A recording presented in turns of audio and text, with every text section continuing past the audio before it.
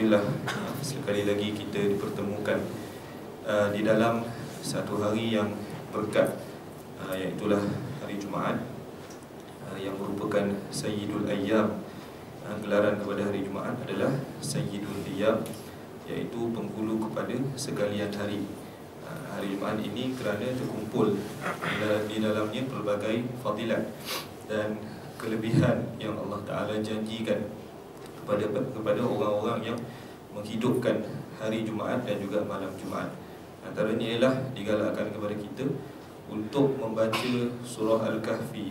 Surah Al-Kahfi yang merupakan amalan Nabi SAW, dan seharusnya kita menyahut sunnah tersebut dan menghidupkannya di dalam mingguan. Sekurang-kurangnya sehari surah Al-Kahfi kita baca pada malam ataupun hari Jumaat. Jadi itu di antara kelebihan yang terdapat pada hari Jumaat, selain daripada kita digalakkan oleh Nabi SAW untuk berselawat ke atas baginda, yang mana satu selawat yang kita bagi pada baginda, Allah Subhanahu Wa Taala akan gantikan dengan 10 selawat ke atas kita.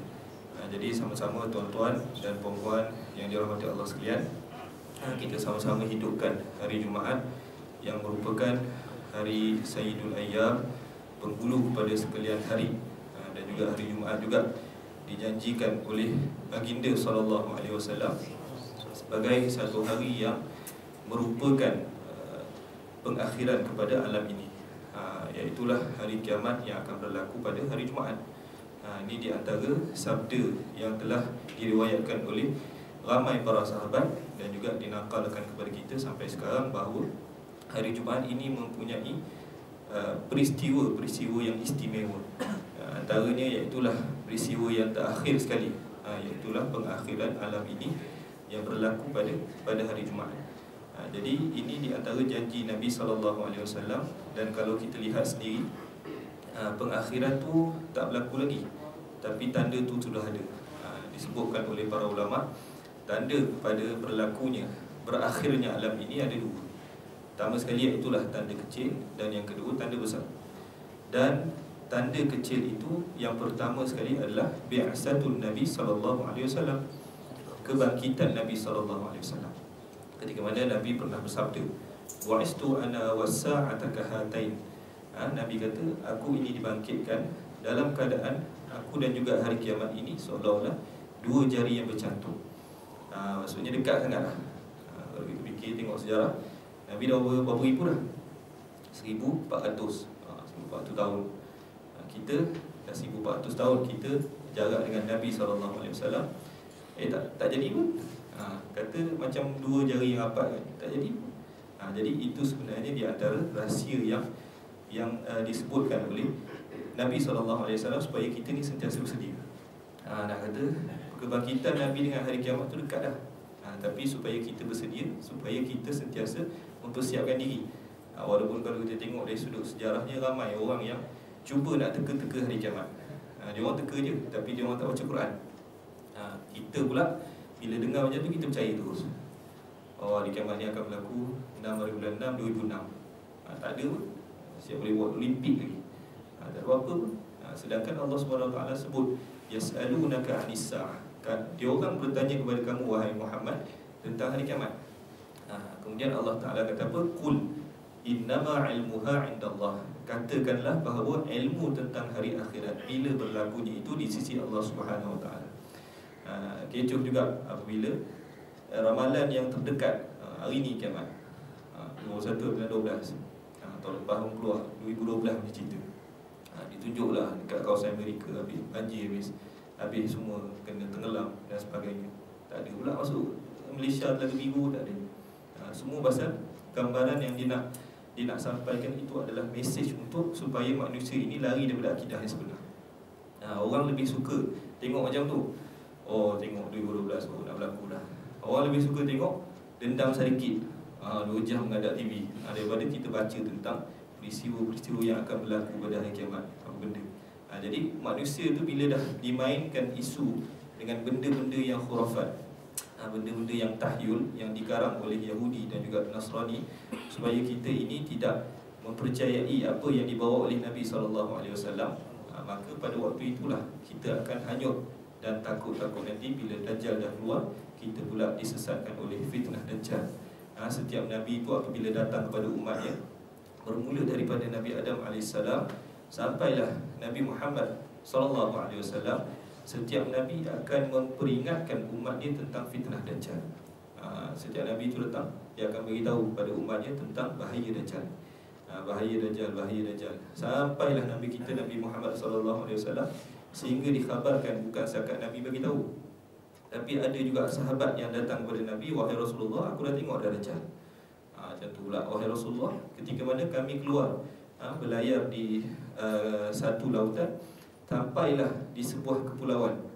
Hadis ini diriwayatkan oleh Tamim bin Ad-Dari, yang pernah kita baca hadisnya sebelum ni, bahawa Tamim Ad-Dari ini pernah satu ketika lebih kurang dia bersama dengan kawan-kawan yang lain pergi berlayar ke lautan, akhirnya terdampar di sebuah pulau. Dan di pulau tersebut dia berjumpa dengan seekor makhluk yang sangat pelik. Sebab apa? Makhluk ini penuh dengan berbulu. Disebut adalah hadis sampai tak tahu mana depan mana belakang. Sebab apa? Penuh dengan bulu. Jadi makhluk ini tanya, kamu datang daripada mana? Kami daripada Arab. Kemudian kamu nak apa? Kami belayar-belayar tersesat, terdampar kat sini. Jadi akhirnya makhluk tersebut suruh masuk ke dalam kawasan pulau dan berjumpa dengan seorang lelaki yang sudah terikat. Lelaki yang besar dah terikat dah. Akhirnya berjalan dia berjumpa dengan lelaki tersebut, dan lelaki tersebut bertanyakan tentang beberapa alamat yang akan berlaku sebelum berlakunya hari kiamat. Antaranya bertanya tentang tasik Galili. Kalau tuan-tuan baca fakta ataupun artikel yang pernah keluar di akhbar dulu, di negara Israel, lebih kuranglah sempat Israel juga macam itulah, ada sebuah tasik yang dinamakan tasik Galili. Tasik Galili ini di antara persoalan yang ditanyakan oleh Dajjal ketika mana Tamim Ad-Dari bertemu dengan Dajjal tersebut dengan sahabat-sahabatnya.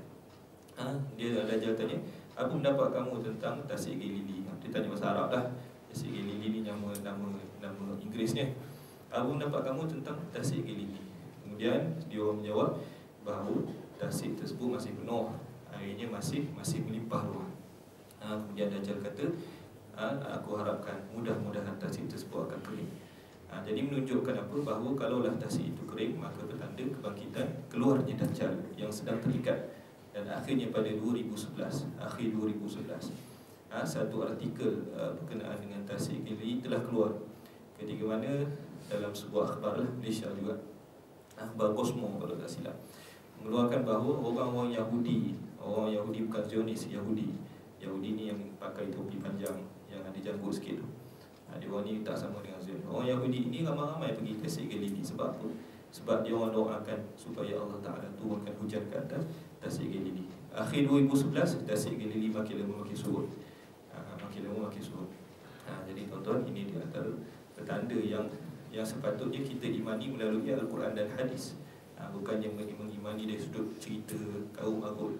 Manalah tahu ada di kalangan kita ataupun orang di luar sana malam semalam dah prepare macam-macam dah, baca Quran 30 juzuk, Allah Alam. Sebab apa? Hari ini kiamat.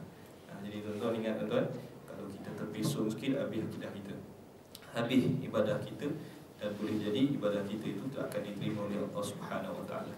Jadi ini di antara tanda kekuasaan yang nak diceritakan oleh baginda SAW, tapi disalahartikan oleh ramai orang. Disebabkan hanya Nabi tidak pernah memberitahu bila berlakunya hari kiamat, orang membuat andaian. Di antaranya adalah seorang cendekiawan barat yang digelar sebagai Nostradamus, cendekiawan pada kurun ke-16, buat andaian kalau kata apa, tarian kuda. Tarian kuda famous, tarian kuda sekarang. Kalau kata tarian kuda pada tahun sudah mencapai jumlah view dia tu 1000 view dia tu 09 kali, maksudnya 1 bilion kali view, maka akan berlakunya hari kiamat. Tarian kuda tu apa? Tarian kuda tu faham lah. Tiger, orang kata apa? Gangnam Style, yang pernah Hamzat Amli popular kan. Gangnam Style yang pernah ceritakan. Jadi dikatakan kalaulah dah sampai 1 bilion orang tengok, maka berlakunya hari kiamat. Ingat tuan-tuan, kalau kita terjejas, kita rasa takut, kita rasa tersinggung, kita rasa hati kita ni berdebar-debar disebabkan ramalan-ramalan yang palsu macam tu, ingat bahawa semua itu adalah mainan daripada syaitan untuk melemahkan akidah kita, seterusnya menyebabkan kita keluar daripada agama Islam. Jadi tuan-tuan, itu di antara sedikit peringatan yang boleh disampaikan. Kenapa? Kerana berita tentang akhir zaman, berita tentang hari kiamat ini telah dikhabarkan sendiri oleh Nabi SAW. Buat apa kita nak cari yang luar? Buat apa kita nak cari benda-benda yang selain daripada sumber Quran dan hadis? Kenapa? Perkara hari kiamat ni adalah termasuk dalam perkara as-sam'iyat. Apa sam'iyat? Sam'iyat ni salah satu daripada cabang tauhid. Cabang tauhid yang 3. Pertama sekali ilahiyat, yang kedua nubuwat, ketuhanan, kenabian, dan ketiga as-sam'iyat. Yang mana sam'iyat ni adalah benda-benda ghaib yang tidak pernah dilihat oleh mata, tak pernah ditengok sendiri oleh mata kepala, melainkan kita beriman daripada Al-Quran dan As-Sunnah. Dan ini di antaranya adalah hari kiamat. Jadi semua ni ada kaitan dengan akidah kita. Diharapkan agar kita tenang-tenang dulu.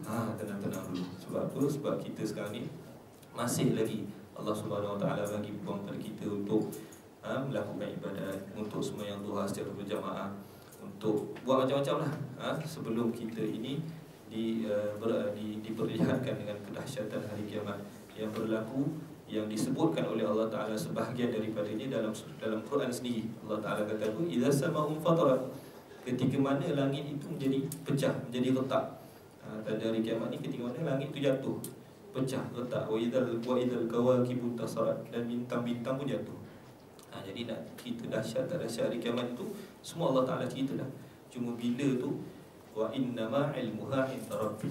Nabi kata itu semua itu janji tentang hari kiamat tu bila sesungguhnya ia adalah di sisi Allah Subhanahu Wa Taala. Jadi tuan-tuan, sama-sama kita kukuhkan balik akidah kita dengan keimanan terhadap rukun iman yang kelima, beriman pada hari kiamat ni, dengan mempercayai bahawa pasti akan berlaku, pasti berlaku. Tapi bila wallahu a'lam, hanya tugas kita untuk sama-sama kita mempersiapkan diri supaya kita tidak tewas apabila kita diduga dengan pelbagai ujian tentang hari kiamat dan juga perkara yang berkaitan dengan akidah sebagai kita sebagai seorang Islam, sebagai seorang Muslim. Jadi setakat ini saja yang mungkin boleh kita kongsikan bersama, dan kita harapkan agar Allah Subhanahu Wa Taala memberi manfaat kepada kita semua, dan mudah-mudahan kita akan mendapat kekuatan daripada Allah Subhanahu Wa Taala untuk sama-sama kita menempuh ujian di akhir zaman. Dan ujian-ujian tersebut amatlah bahaya bagi kita. Kemuncaknya adalah fitnah Ad-Dajjal. Jadi tuan-tuan, kita harapkan Allah Ta'ala menjaga iman kita bersama dengan iman-iman orang yang beriman, insyaAllah. Aqulu qawli hadza wa astaghfirullah li wa lakum. Assalamualaikum warahmatullahi wabarakatuh. Kita tutup dengan tasbih kafarah surah